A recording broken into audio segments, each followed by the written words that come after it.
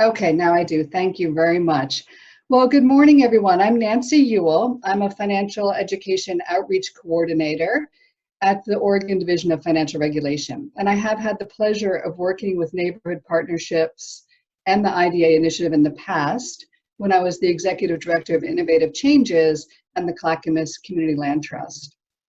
So I'm a really big fan of your work to help Oregonians of low income build financial capabilities and wealth.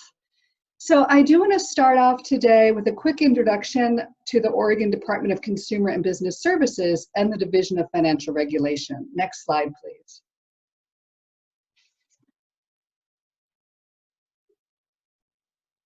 As you can see, the Department of Consumer and Business Services is comprised of essential state operations that safeguard consumers, workers, and businesses. Next slide, please.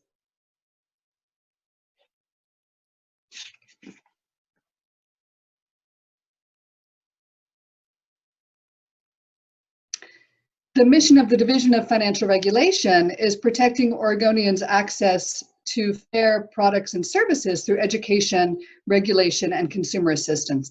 This is a summary list of the types of businesses in Oregon that we license and then regulate by doing things like conducting exams, doing investigations, and enforcement. The Division of Financial Regulation is doing a lot to help consumers during this time of COVID-19. Many of our actions have been done in the form of emergency orders, bulletins, and guidances, and many of the orders do relate to health insurance. So please do review our COVID-19 frequently asked questions on our website for up-to-date information. Just this morning, the Oregon Health Authority put out our reference on steps that people can take if they've lost their employer-provided health insurance due to COVID-19. So I encourage you to bookmark our FAQ section of our website, and I also encourage you to sign up for the Oregon Health Authority alerts. Now, a big part of our job is consumer advocacy and education. So next slide, please.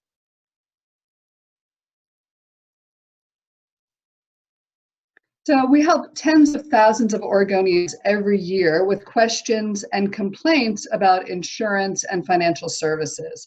Just last year, we resolved over 3,900 formal complaints and recovered over $2.4 million for Oregonians.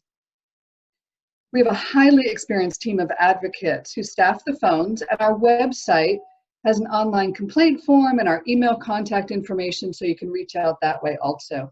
And that website is where you'll find our COVID-19 frequently asked questions. The team I'm part of, which is the Education and Outreach team, is available to serve on panels, to do presentations, trainings, or teletown halls for organizations. So please do feel free to reach out to me by email or phone, and my contact information will be on the last slide of this presentation. Next slide, please.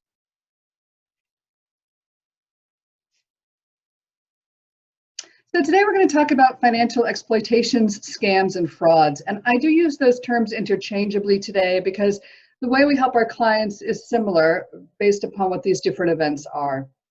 Now, when you registered for this session, you were asked what you were seeing or hearing in regards to scams and what questions you have. So some of you have heard of scams around the economic impact payment, which is also known about the stimulus, also known as the stimulus check. We'll talk about those in a few minutes. As to what you wanted to learn, many people wanted to know what's going on so you can warn your clients, and many people wanted to learn how to prevent or report scams and frauds. So I think we'll be on track to address those expectations. My plan is to provide a summary of the scope of the problem, to give you some examples of what we're hearing about. We'll look at fraud victimization through a racial equity lens, and then I'll share ways to prevent being scammed. Then we'll shift into reporting and recovering from scams and fraud. But I really also want to hear from you.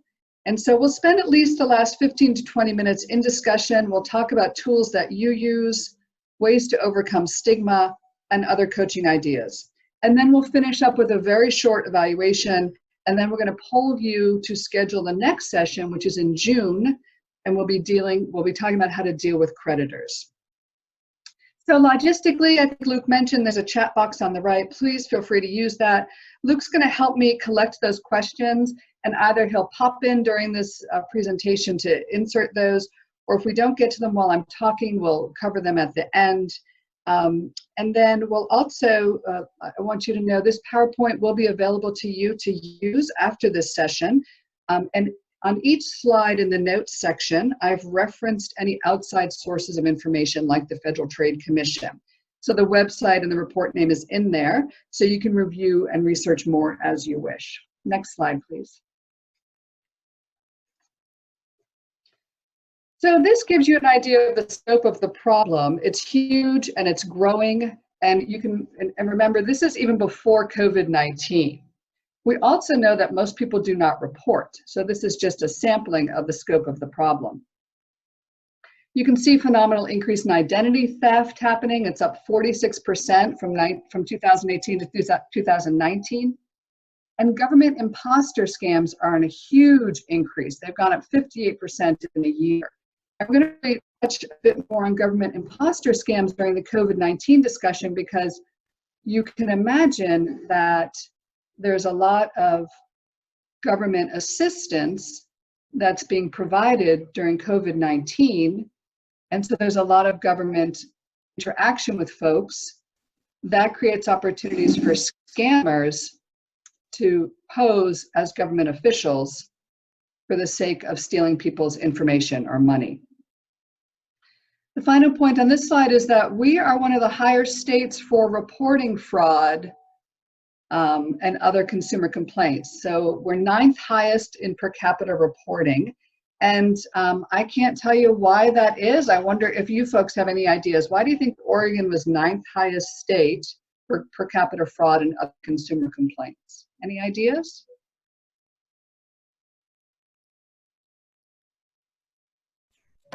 Possibly because we have a lot of rural communities, and people seem to think that those of us that live in rural communities are not very bright. Mm-hmm. So like people are targeting folks thinking you're going to be more vulnerable because you're rural, and thinking it's because you're not as bright or sophisticated or educated. I think that's one possibility. Yeah, I can't say there's one answer, and I honestly don't know. It's something I want to investigate more. I'd like to think people are educated and therefore know to report it, which is great. I hope that is true.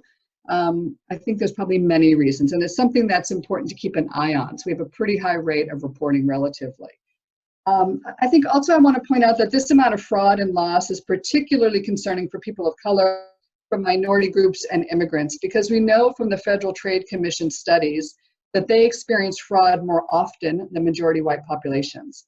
We will look at racial and ethnic data in a minute, but it's also worth noting that in any ethnic group or race, we know that the most vulnerable members, which are those who are older, isolated, or disabled, are often the most exploited. So it really becomes incumbent upon us to look out for financial exploitation, to help prevent it and to report it. Next slide, please. So this information comes from the Consumer Financial Protection Bureau. And here we see that only 1 in 44 cases of financial exploitation of the elderly is reported. So when we think about financial exploitation of the elderly, it's not just fraud and scams by strangers, but it could also be trusted friends, family members, or caregivers, stealing from someone, coercing them into giving them money. People they trust, as Charles says, they feel free to trust others, and they end up getting scammed.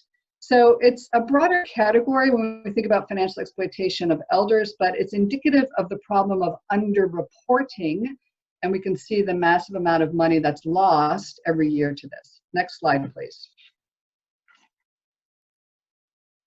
Now, if we look specifically during the time of COVID, the scam situation is increasing. According to the Federal Trade Commission, between January 1st and May 18th, they received over 49,000 COVID-19 fraud complaints with financial losses of over $39 million. And again, we know most people don't report.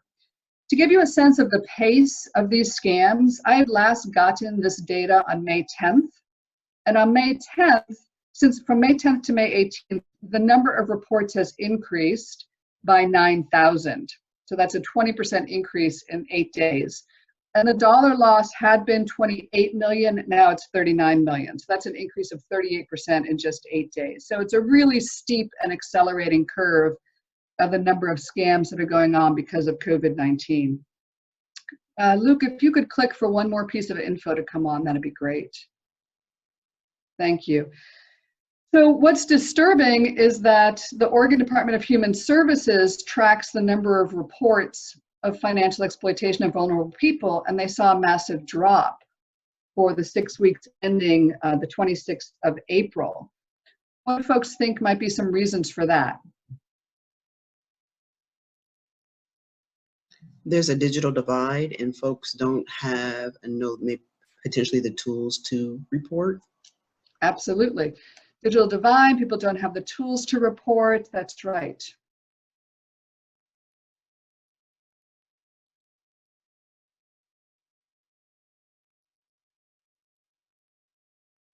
Yeah. The other reasons that Department of Human Services sees is that when people are in stay-at-home, they are more isolated and there are less eyes on vulnerable people. In other words, there's less social workers interacting with them. There's the vulnerable population themselves are interacting less with outsiders. Some of the #1 reporters of potential financial exploitation of elderly folks, of vulnerable folks, are financial institution professionals, bankers, who are interacting with people at the branch. So if you're not going out, you're not seeing people, then people aren't seeing that you're being exploited. So we are seeing a slight improvement since April 26th. The Department of Human Services has seen some increase in reporting, but it's still below the 2019 rate. So there's still a lot of concern that we're not getting the reports of exploitation that's happening. Next slide, please. Okay, here's a sample of what we're hearing on COVID-19 scams. The contact tracer texting scam just came out from the FTC on Tuesday. So many scammers are pretending to work for departments of health, and they're texting people saying, I'm a contact tracer. You may have been exposed to COVID-19 by someone. Click on this link in my text and I'll give you more information. But in fact, the link is taking them somewhere that's causing their cell phone to be vulnerable to being hacked. So this is clearly a huge problem because, as we know, in Oregon and in other states, we're entering a stage of this pandemic where there'll be a lot of contact tracing going on. I've talked to the Oregon Health Authority and the Division of the Department of Human Services, and they are going to use texting to communicate with people. So they're going to put out one phone number that will be used for all legitimate texting, and they're going to do a public awareness campaign about that. And in the notes of this PowerPoint, you'll see that SMS number. So if you have clients or people you're working with or family or friends who say, I don't know if this is legitimate, that phone number will be in there for you. And yes, Michelle, you will get a copy of this PowerPoint and you can use it however you wish. The second major scam that we're seeing is the top secret treatments, cures, and vaccines. Please only trust the Center for Disease Control and the Oregon Health Authority. No one else is really trustworthy right now. And please, let your clients know only the Center for Disease Control and Prevention and the Oregon Health Authority. I just can't say that enough. We're seeing a lot of people who are promoting investments. They're saying, well, I've got the top secret treatment. Why don't you invest in my company? It's a guaranteed return. Well, let me tell you, nothing's a guaranteed return, right? There's no such thing as a safe investment. It's always a risk. And my division of financial regulation are the folks who regulate investment people and investment products. So if you think you have a questionable investment, please reach out to us, and our contact will be a little bit further in this presentation. We're also seeing a fair amount of price gouging. And price gouging is when people raise the price on essential products by more than 15%. So if you're seeing eggs, milk, paper towels, various essential items, and you're seeing prices go up more than 15%, that's considered price gouging. And you should report that to the department of Justice, the Oregon Department of Justice, and I'll have that contact info for you later on. Similarly, orders not delivered. So people are ordering things online like personal protective gear, gloves, masks, hand sanitizer, and it turns out that the website was a sham website. So that's becoming common. A lot of folks are purporting to help you get your economic impact payment, which is the stimulus check, and everyone should know that you don't need help getting that, and there's excellent information on the IRS website to track your payment to see if it's on its way yet. You can put your bank account information in there safely, and you can put your mailing address in there safely. The oops, I overpaid you, give it back scam is one that has existed for a long time, but they've adapted it to COVID-19. And the way this works is somebody gets a hold of your bank account information, and maybe they scammed it out of you, maybe they stole it some other way. But then they pretend that they're the Treasury Department, and they put what looks like a deposit into your account. Let's say they put $1,500 into your bank account. And then they contact you and say, oops, I overpaid you. You should have only received $1,200. Give the $300 back or you're in trouble with the government. So you quickly wire the money back to them, the $300, and then once it's gone, you and your bank realize the original deposit was bogus. It was a bounce check. So you're out the $300. So just know that the IRS, the Treasury Department, is not going to overpay you, and they also would not want you to pay them back through a wire transfer, a gift card, or Bitcoins, right? So the classic ways that scammers want to get paid because it doesn't get traced. Similarly, with tax refund help, really only trust the folks who are doing legitimate help. I know it's difficult during these times because tax prep sites are closed, but there is free software, and you can trust the software that you find through the Cash Oregon site or the Oregon Department of Revenue. And that software is also set up to do the Oregon tax filing properly also. And then the other common kind is, again, we talked about government imposter scams. So the Federal Depository Insurance Corporation is calling. No, they're not going to call you, trust me. The Social Security Administration or the Internal Revenue Service does not call consumers out of the blue. They send you formal letters in the mail, and if they do need to call you, they're going to describe that in that letter. Or they're going to have you call them to make sure it's legitimate. I want to pause here and just ask, what other scams are you folks seeing right now in relations to COVID-19?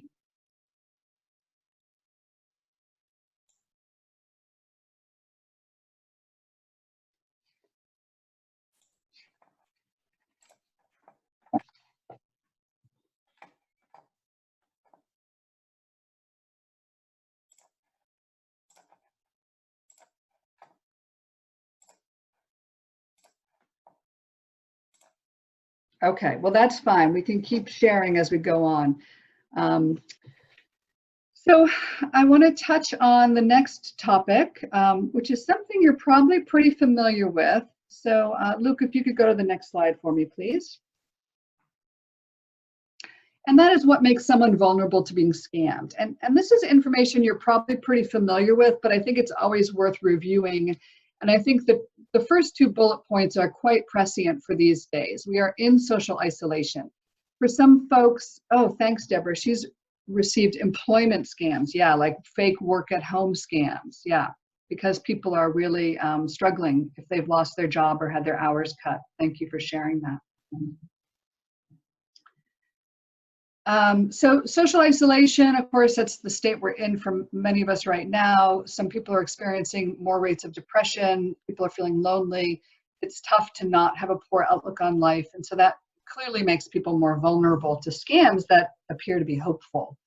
Also feeling overwhelmed about managing finances and debt. Well, my goodness, this is a time of financial crisis. So most people are feeling overwhelmed managing debt, paying bills, and making decisions. So the environment is prime for scammers. And I think what's important for you as coaches and financial educators is to really talk about that with your clients and with the communities you're serving, to say, listen, we are all in this together.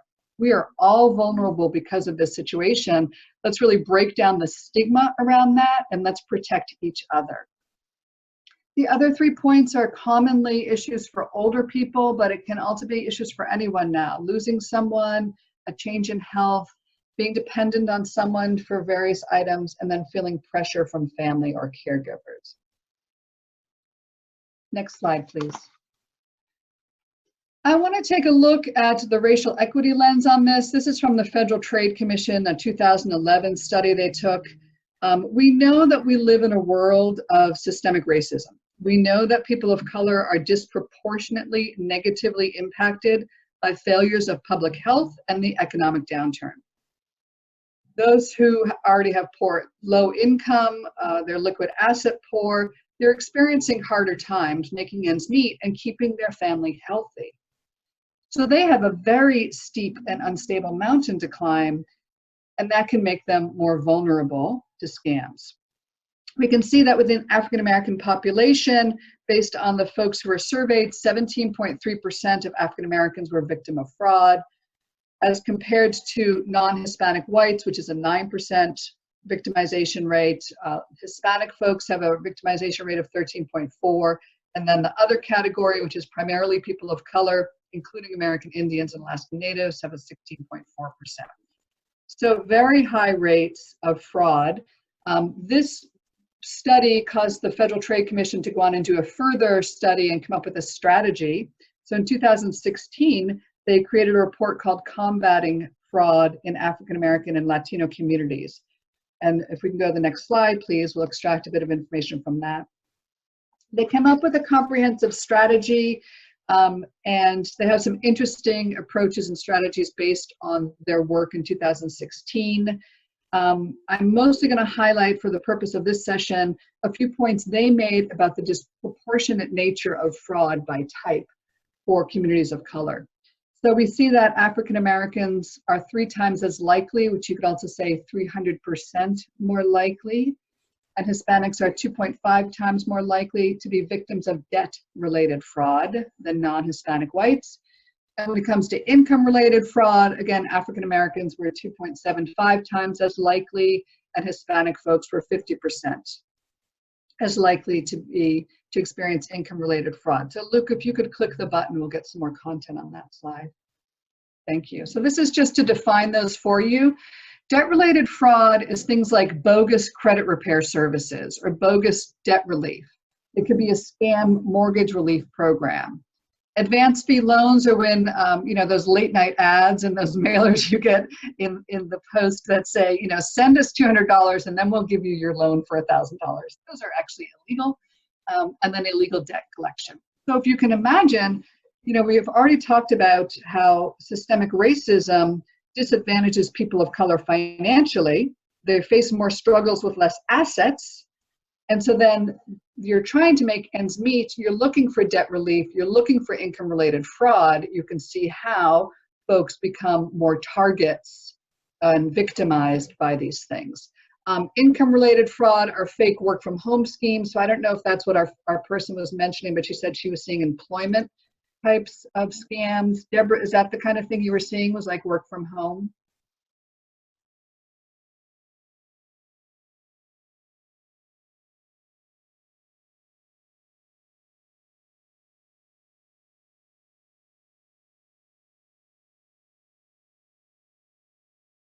Okay. Well, no, they're claiming to be employment sites. Okay, so they're offering opportunities. That's like similar to like the government job offers. Like, if you just pay us, we'll get you a government job, or just give us your social security number and we'll get you that job offer. So there's a lot of fake schemes out there. Yeah, they ask for social, right? Which you would really ask, why would a job placement site or a job posting board need your social security number? They don't, so don't give it to them. Similarly, fake business opportunities and pyramid schemes. So a pyramid scheme we're seeing related to COVID-19 ties back to the bogus treatments. So maybe this con artist has convinced you, because they're very good at persuasion, that you should buy this treatment for COVID-19. And then the next thing they say is, you could become a distributor. And suddenly you're in a bogus pyramid scheme where you're distributing this bogus product to your friends and family, and you're recruiting more distributors, and the whole thing becomes quite crazy. So that is to say, we really have to specifically think about how to message for folks. There's many reasons why we have this disproportionate nature, but there is also an aspect that when you are a minority, you're more susceptible to what's called affinity fraud. And affinity fraud is when you're victimized by someone who maybe sounds like you, speaks your language, looks like you, maybe they have a shared experience, maybe they share your culture or your beliefs, or maybe they go to your place of worship. And so you trust them. I think somebody made this point earlier. You trust them because you know them. You trust them because maybe they're from your home country. They have a lot of credibility because they speak your language, but in fact, they are taking advantage of affinity fraud. So we need to really turn the table on that and create affinity groups that push back on fraud, right? So that same strength of affinity we need to use to protect and push back on. Next slide, please. So again, this may be review for you, but it's always worth reminding ourselves that these are some of the basic things we want to look out for. You may be the target if someone's contacting you out of the blue. They're being really like, it's an emergency. There's the classic, you know, you're a grandparent and they're calling you to tell you your grandchild's in jail and you need to send them money to bail them out, right? Or there's been a terrible accident. So lots of emergency things. They'll tell you, oh, it's a great deal, but you got to keep it secret. Well, why? I mean, really? And then the classic limited time offer. This is only available till midnight tonight. Those are pretty good red flags. Anytime someone is asking for personal information and you did not initiate that engagement, you should have your red flags up, your radar up. Anytime someone's asking for payment by these methods, Bitcoins, gift cards, wire transfers, they're doing that because those can't be traced, right? Or reversed. And so it's safe for them to get paid that way and you're just out. Obviously, if you've won a lottery, you never entered, that just doesn't really happen. If they say that the federal government calling, again, the federal government doesn't call out of the blue. And if it sounds too good to be true, it is. Next slide, please. So I know a lot of folks work with clients, you're doing financial coaching or financial education or different kind of social work. So here are some red flags that your clients may be a target of scams and frauds. So their credit cards or their bank accounts have unknown charges. When you review their credit reports with them, this is why we review their credit reports with them so often, right? We're looking for unknown accounts that have popped up. They may be getting unexpected calls from debt collectors. They're telling you about a great long distance romance they've started with somebody in Florida. They're making uncharacteristic purchases. These last few are particularly common amongst an older population, but again, anyone could be experiencing these. You know, suddenly they don't have the money they used to have. They start worrying that someone is, you know, taking advantage of their mortgage or their trust deed or their will, and they're defensive or fearful. And there could be many reasons why people are defensive or fearful, but that can include feeling threatened by the scammer. They can absolutely feel embarrassed about having been taken advantage of, and they can be afraid to go to officials to report. Next slide, please. So these are 5 really great sources of information that I encourage you to go to and get on their consumer alerts. They send out emails on a regular basis. So the Federal Trade Commission sends a consumer alert email once or twice a week with the latest scams. That's how I learned about the tracer scam, that what came out on an email on Tuesday. Similarly, the Oregon Department of Justice both sends out emails alerts, but also the Oregon Department of Justice has started to do bi-weekly teletown halls where people can call up and ask questions, report scams, and just hear about what's going on in Oregon. It's really helpful. And then the National Network to End Domestic Violence has an excellent financial abuse toolkit that has prevention information there. The National Center for Elder Abuse has an excellent Protect Yourself resource, and it's in multiple languages. And then the AARP Fraud Watch is a really powerful website and phone number, and you do not need to belong to AARP to use that resource. Do folks have any other sites and resources they like to use to get information about prevention of fraud?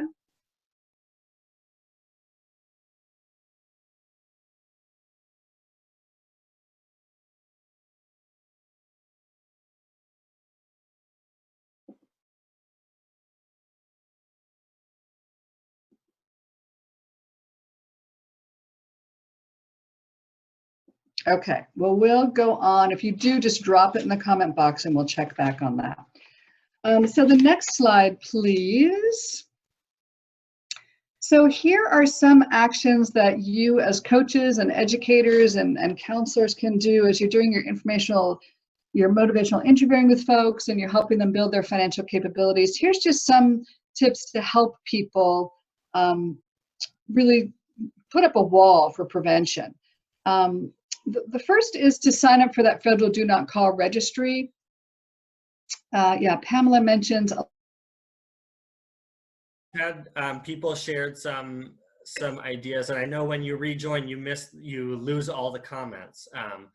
So some of the feedback was credit reporting agencies have alerts that people can sign up for. Social media can be a way to hear about scams that are coming up, telling clients to contact lenders directly, maybe CFPB resources. Michelle linked to consumer tools from consumerfinance.gov. Excellent. Checking credit reports regularly. Deborah is sharing that there's a property tax scam where they target seniors to tell them they're going to pay their taxes. And yeah, again, posting on social media, Facebook and other social media sites. Excellent, excellent, great. All really good ideas. Very good. So I think we were at actions. Should we keep rolling? Okay, great. So we did lose a little bit of time, so I might talk a little bit faster because I do want us also to get into conversation. And again, you can have this PowerPoint afterwards, but just some basic ones. Do not call will reduce the number of calls you get. Someone asked during registration, should they answer the phone? No, you don't have to answer the phone if you don't know the caller. Let it go to voicemail. Similarly, if you've got a text coming at you or an email and you don't know the sender, you don't need to respond. You don't need to click. Question everything. Use your good judgment. Point 6 is like a simpler way of talking about two-step verification. I tell you, if COVID-19 scams taught me anything, it's the value of two-step verification. I used to be the one that was like, I don't want to do two-step. You know what? It does help. So double checking is basically the two-step verification, right? So what it means is, let's say you get an email from your bank and you're not sure it's legitimate, call them and say, did you send me an email? So that's the notion of two-step. You look up the number, call them to verify that it's legitimate. Don't give any personal identifying information to strangers if you did not initiate that. Monitor your accounts, shred all paperwork. You can go to the next slide. If you don't have a shredder, you can burn things, you can compost things. You just really want to make sure it gets destroyed. Use direct deposit to reduce any chance of theft by mail. Use credit cards in place of debit cards, maybe. And I think many of you folks understand why I put a little caution there. Credit cards are good for fraud because your exposure is only about $50 if they've misused your credit card. But you don't want to pay interest on the Grubhub charge for the burrito that was delivered to your door, right? So if you have a hard time paying down the balance of your credit card, you don't want to use your credit card all the time. So that's something you have to sort of assess with your client. And Deborah shares that PayPal is a good choice. So that's excellent too. Check your 3 credit reports regularly. And I think you probably all know that the 3 bureaus now are allowing people to check weekly, which is great. Weekly might be more than you need, but the point being, if the last time you looked was in November and you feel like you can't look again for a year, that's actually not true. Now credit reports can be pulled every week if you would like, for free. Put a credit freeze on your files if you don't need to shop for credit anytime in the future. That's a very simple process now, and again, that is free also. Strengthen and change up your passwords and usernames on a regular basis. And then these last few points, again, are for older folks. If they're having trouble managing their money, the local area agency on aging can help with routine payments. Find a trusted family member or a reputable bill pay service. Similarly with power of attorney, only do that if you really trust someone. There's scams. I think someone shared about property tax scams. There's also just generally, selling or giving away real estate scams. Any kind of investment, we've got good resources on the DFR website to be an informed investor. Again, investors have to be licensed by the Division of Financial Regulation, so we look at all the products to make sure they're good. So the first thing you want to say is, are they licensed? And then to spot a lottery prize scam, if you do play the lottery, just keep track of what you're playing, and so you can see whether it's a scam or not. Okay, next slide, please. So we're going to have you take a quick check-in poll, and I think Luke was already sort of assessing this, but just to see how we're doing, do you think you have enough information to spot a potential scam? Unfortunately, we're also having technical difficulties. We've had this problem in the past, but our polling is not working. So Okay. People can respond yes or no, or maybe in the comments if they'd like to answer this question. Yeah. And if not, why not, I guess, would be a question. Yeah, what more would help? What more would help, I guess, would be super duper.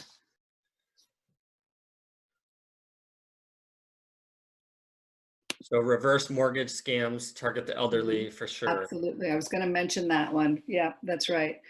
And again, we've got good info on our website about whether or not a reverse mortgage scam is right for someone. Well, a scam is going to be right for someone, but whether or not a reverse mortgage will be right for someone. Okay, we're getting a lot of yeses. That's good.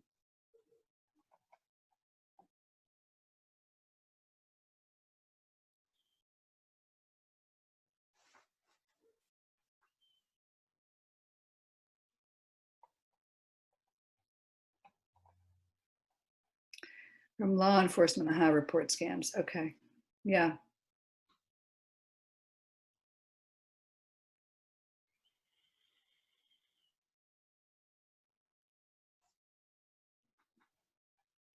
We'll talk a little bit about reporting in a minute or two, but yeah, we could try to find more information like who to call in the police force and that kind of thing. But we'll talk a little bit about the Oregon Department of Justice too. Okay. Okay, yeah, let's move on then if people are okay. So we're going to talk about reporting next. And again, you folks are probably familiar with the barriers, but what the Federal Trade Commission has found, their 2016 report is that African Americans and Hispanic communities file fewer complaints on average as compared to white communities. So we know that people of color are experiencing fraud more and they're reporting less. And there's many reasons why people don't report. We've got about 6 of them here. You folks probably hear others too. The first being is that people don't think anything it won't help. Why bother? There's definitely fear of authority. If someone is undocumented, they're not going to want to provide their information to officials. And there's distrust. If you've been abused by law enforcement or by the authorities, you wouldn't trust them to help you now. There's definitely stigma and embarrassment. That's a huge one. And then there's fear of being judged as incompetent. And this is particularly prevalent for older folks who are afraid that their family or someone will now say, oh, you can't manage your money, it's time to put you in a nursing home, right? So there's a lot of fear around that. And then people just don't know who to report to. But really, it's so important to report. I just can't emphasize this enough. It does help law enforcement take actions against perpetrators. It helps them to spot patterns and trends. You know, if people didn't report, then we wouldn't be getting those emails from the Federal Trade Commission about what scams are happening, right? So it really does help them to prioritize and focus. Sometimes you can get restitution or refunds, and it can help others to not be victims. Many of you are probably aware of the scam that British Petroleum was doing a few years ago, where they were charging a fee on debit cards when people bought gas in Oregon from British Petroleum BP stations. And so someone reported that, lawyers investigated, they put a big lawsuit, class action suit, and they won that class action suit. And so millions and millions of dollars have become available. People who claimed their restitution got a check, but there's a lot that wasn't claimed. And so the judge in the case said, give it to a nonprofit that works on consumer justice. And there wasn't one, and so they're creating one. So the Oregon Consumer Justice nonprofit is coming out of a court case that came out of fraud that was reported, right? So there is a lot of benefit to this. And so I really encourage people to share those stories. And really the power for a victim of fraud is that they can help others to not be victims of fraud. Next slide, please. So here are some of the places to report. The Oregon Department of Human Services has a definition of who is a vulnerable adult. It is generally a person who's 65 or better, or a person with disabilities. And I'll send their PDF brochure to Luke to share with you folks on those definitions. But if you suspect financial exploitation of a vulnerable adult, please do call the Oregon Safe Line.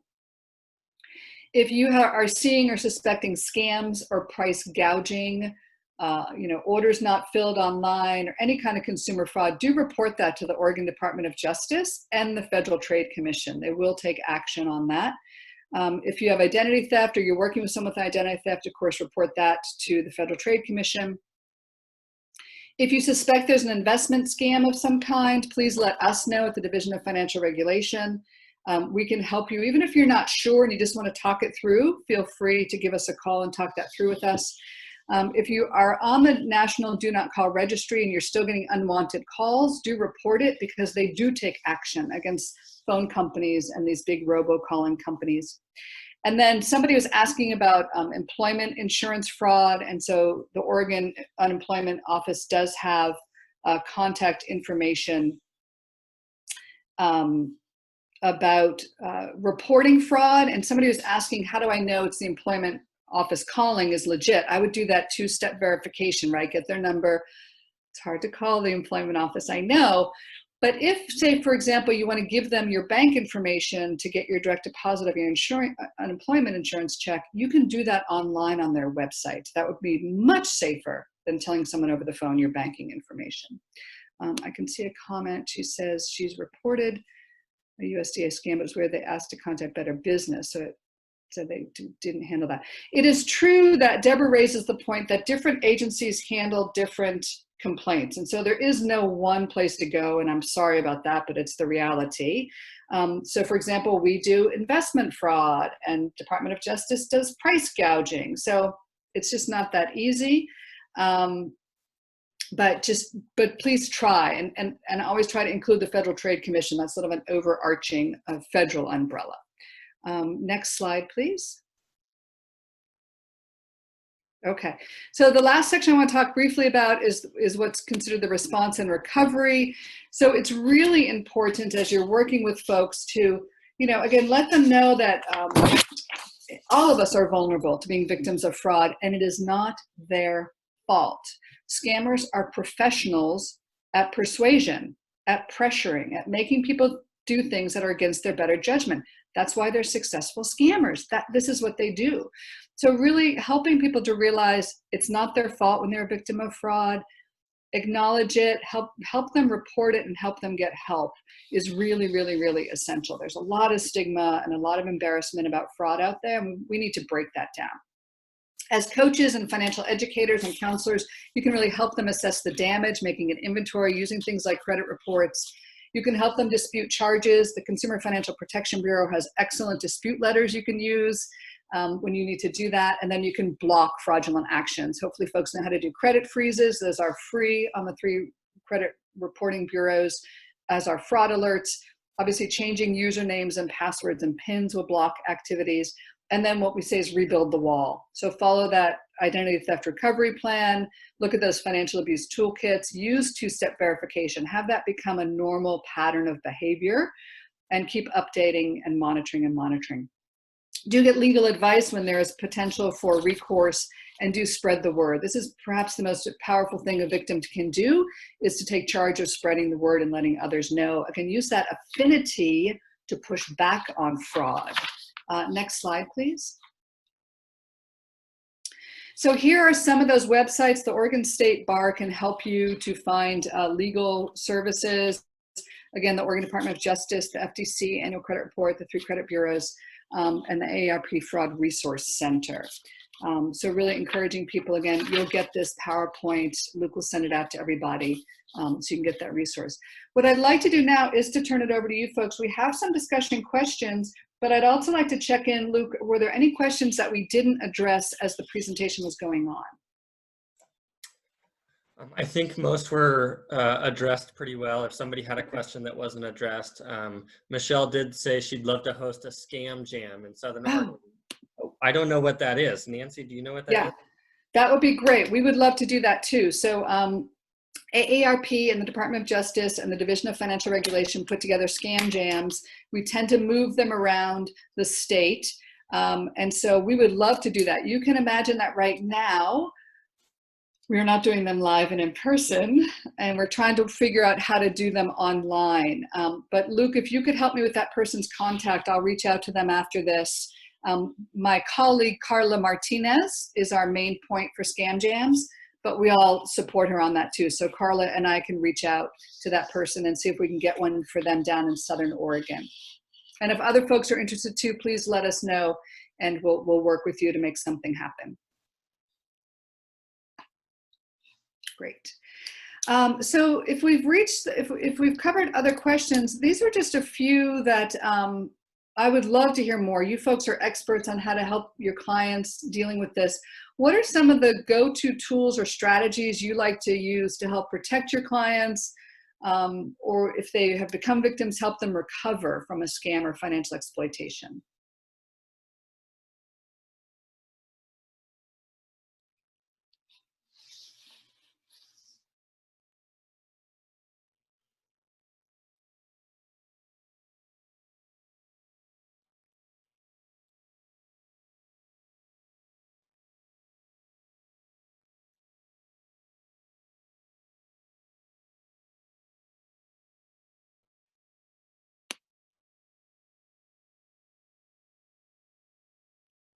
Okay, how about the next one? What are some ways to discuss, oh no, sorry, not next slide, next question, thanks. What are some ways to discuss financial exploitation with people of color, with immigrants, other minority groups that make them feel safe and helped? What are some strategies that would be helpful? We know that people of color are more likely to be victims. How can we support them more and get the word out more?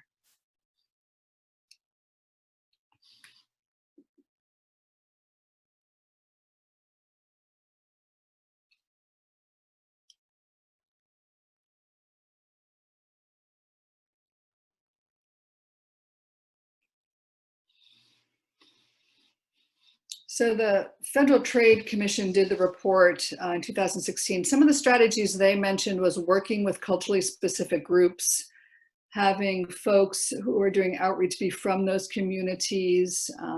Those are generally good ideas.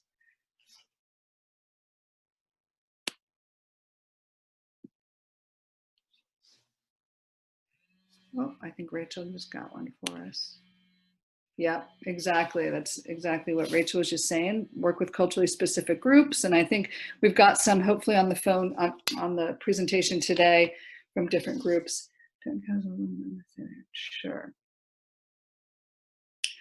Right, go to the source, don't click on the links, that's excellent, or call the numbers that are being mailed to them. If they want money up front, be leery. Exactly, that's right, Rebecca. So if someone says, you know, that's the advance fee loans, those are scams.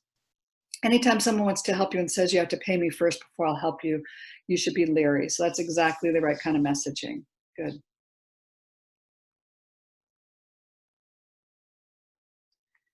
For the gentleman who's a victim of property tax scam, we used Oregon Housing. Yeah, but that's not available now. Yeah, I know.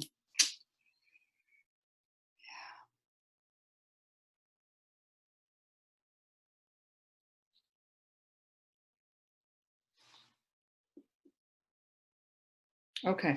How about if folks who are older, we know financial exploitation of elders is a very huge problem, but they really are uncomfortable reporting because of the stigma around being incompetent. What are some ways folks have overcome that when working with older folks?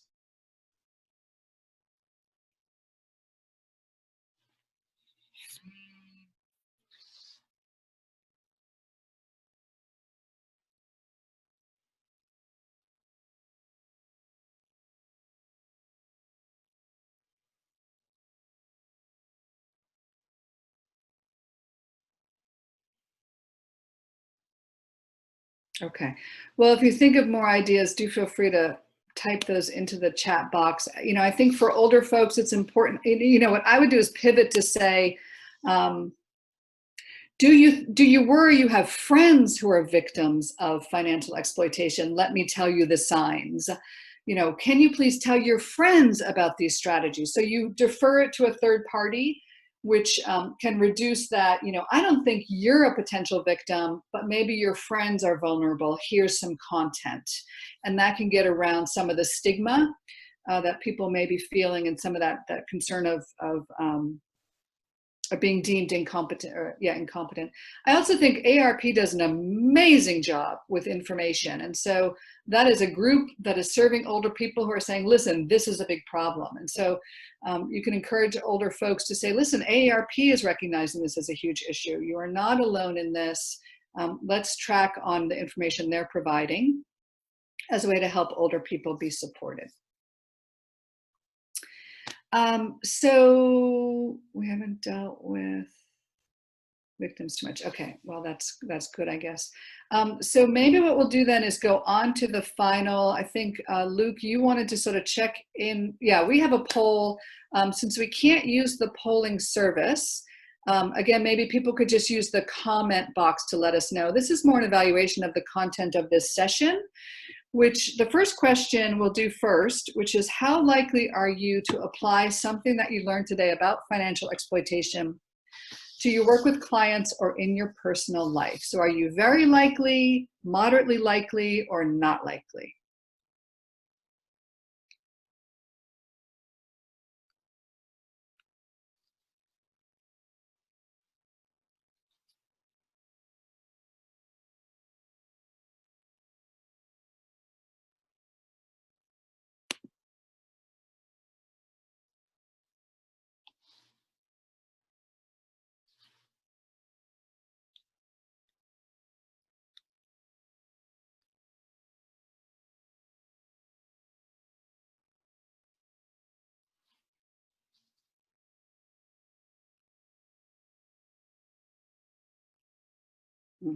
Okay.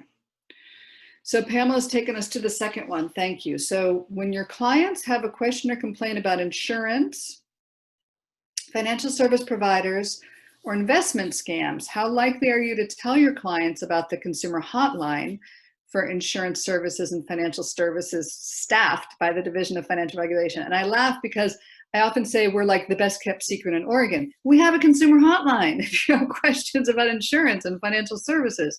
And the next slide will give you that hotline number. But we really want folks to know about us. Thank you, Luke. So we have live human Oregonians there at the end of the line. They're experts on insurance and financial services. And so people can call them if they have a complaint, if they feel like there's something going on, they're not being treated properly by an insurance provider. Our advocates are there. They can also do it by email. And then on our website, there's also an online complaint form, and our folks will carry that complaint all the way through to resolution. So I really encourage people to let your clients know about that. We are there to help Oregonians be successful with their insurance and their financial services. So that's great.